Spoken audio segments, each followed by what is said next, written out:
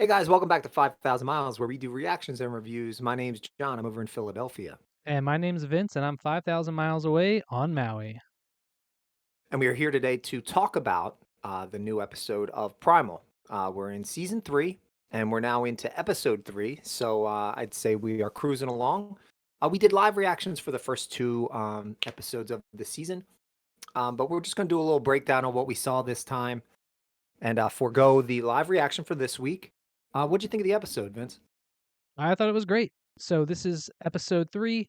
The name of the episode is Feast of Flesh, and I think that this episode was the perfect follow-up to the last 2 episodes because we've been seeing this pattern of each episode, he gets a little bit more of his humanity back, right? So the first episode, he saved that human and he sort of allowed him to interact with other people, instead of just being like this kind of like walking zombie. And Yeah. then in the second episode, went on this trippy experience. He got a little bit more of his consciousness back. When he was fighting the lions, he got this spear and he sort of remembered how to use a spear once again. And that sort of like reminded him a little bit of his past.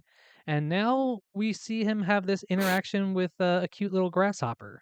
He's still just drudging along, Yeah. but we And are seeing like little signs that his awareness and his consciousness are coming back. Just kind of the action and life in his eyes and some of the guttural sounds that he's making. we see him he's sort of like moving leaves out of the way and like peeking around corners and stuff like that. So he's not just like mindlessly walking. He does seem to have a little bit more of an awareness now. He sees the pattern on the grasshopper, and the pattern on the grasshopper sort of reminds him of Fang a little bit. And so we keep seeing him repeatedly have these flashes of Fang, and he starts following this grasshopper, and he even saves the grasshopper from getting killed from a chameleon. Yeah, and then he crashes through the ground for the second straight week. I guess that he's going through some pretty unstable places and Yeah, falls underground. he keeps falling into underground caverns. Last week he fell into the water with the lions, and this week he falls into a pit full of chuds. Yeah, it was Chud. What does Chud stand for? Chud is an acronym. It stands for Cannibalistic Human Underground Dweller, So this is and he absolutely came across a group of Chuds. he came across a group of chuds. They sort of were kind of blind as well. They kind of reminded me of like naked mole rats. Yeah. They attacked him. They tied him up, so he was hanging upside down, and one of them started eating his hand off. They But then successfully ate his hand off. he did successfully eat his hand off. Oh Uh, dear. but then we saw that the grasshopper that he saved did a little teamwork. Yeah, provided a little distraction to try and help him escape from all those little cannibalistic monster men who were pretty Yeah, mindless, pretty mindless. I mean, they all, as a giant group, were chasing the grasshopper around. So we see this overarching characteristic that he's always had of being a savior, Spear, showing up pretty big time here with the grasshopper for like a little thing that's so ineffectual and insignificant as a grasshopper that he just met.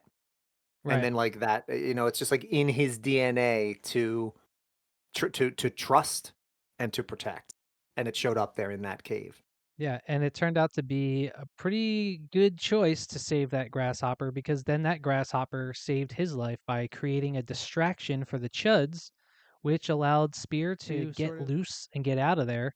I guess one of the benefits of having a degloved hand is now he has these razor sharp claws, and yeah, bones. he was able to slice through the vines that was tying him up and get out of there, and then also use that to slash up some chuds. So then, yeah, he's able to fight off all the chuds, and all the while getting more flashes back, right? And getting another spear, and seeing flashes of different memories of things that are all going to ultimately culminate in this reunion. Yeah, yeah. Um, Episode 2, we saw him use the spear again for the first time, and then we saw that in the Chud cavern there was some spears and stuff there, and so he was able to utilize that as well, which helped him save the day. And pretty brutal scene when he's just mindlessly stabbing all of the chuds. He's kinda Yeah, has this, like, far off look in his eye where he's not even really paying attention, he's just stabbing chuds yeah. indiscriminately. I thought that was a pretty cool scene. It was pretty cool, and then he just kinda stacks them all up, makes himself a little L corpse ladder to yeah, climb out of the hole. a little ladder to heaven. Where were you when they built the ladder to heaven? But, he makes himself a corpse ladder and gets out of there, and now we're just kinda back where we were at the end of episode 2. Yeah, He's still and driven. he found that little fang necklace, and of course, Yeah, that was like, cool. him touching the fang, definitely sort of, like, reminded him of the dinosaur fang. Right, en enough that he put it on, and that he's now kind of touching it. Another advancement in his humanity. To see some kind of sentimental value in something like that, maybe he doesn't know the depth of it, but to be like, "Oh, yeah," and then to put it on and touch it, that's very human. And, also, we saw this week that, I think his liver fell out. Yeah, and then he ties it back up, and I will say that that I just moment. thought it was funny, he, like, took his liver, picked it up, like, tucked it back in for later, like, "Oh, I might need that later," and then just kinda And puts a little wrap around it. yeah, I will, so if I So can, it doesn't it seems like he loses a body part in every episode. yeah, Um, his forearm, his brain, his his liver, or so whatever that organ was. he's slowly falling apart, but, he's still it doesn't seem like it's having any sort of effect on him. So if I could, offer up some criticism here before we get to the brutal moment of the week. I know you were really excited to see Fang this week, but it looks like, we might not see Fang for another couple episodes.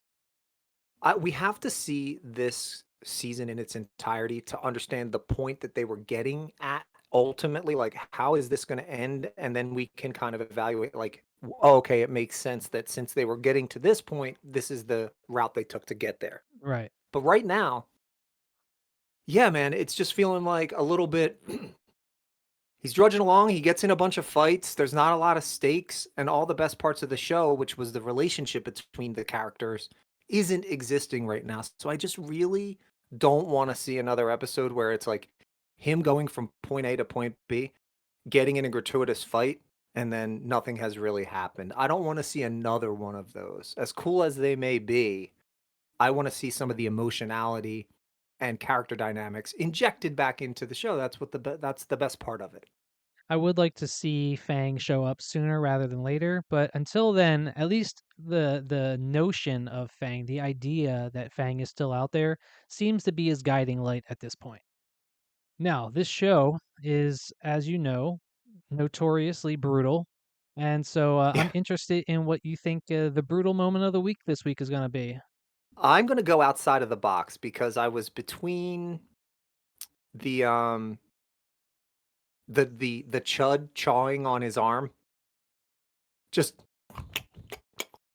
yeah, nobody wants to wake up with that. And Nobody then wants to wake up to see a chud having chewed your hand off. That's true. I've been there. It's not and happy. so I'm gonna go outside of the box, and I'm gonna go with the grasshopper getting killed by the chud with the bone.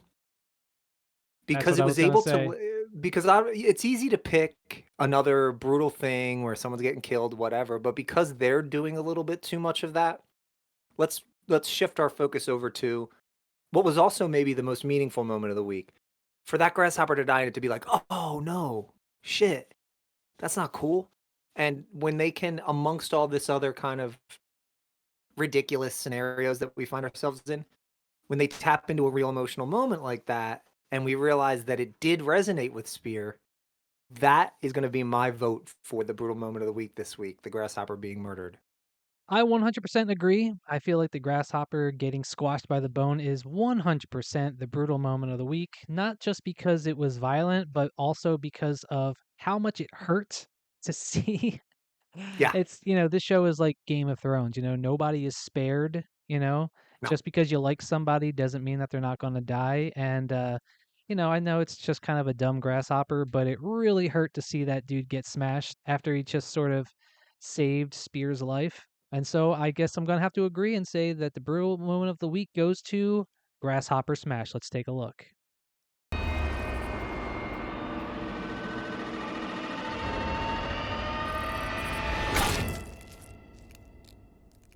So yeah, let us know if you agree with that, or if you had another moment from the episode this week that you thought was a little more brutal.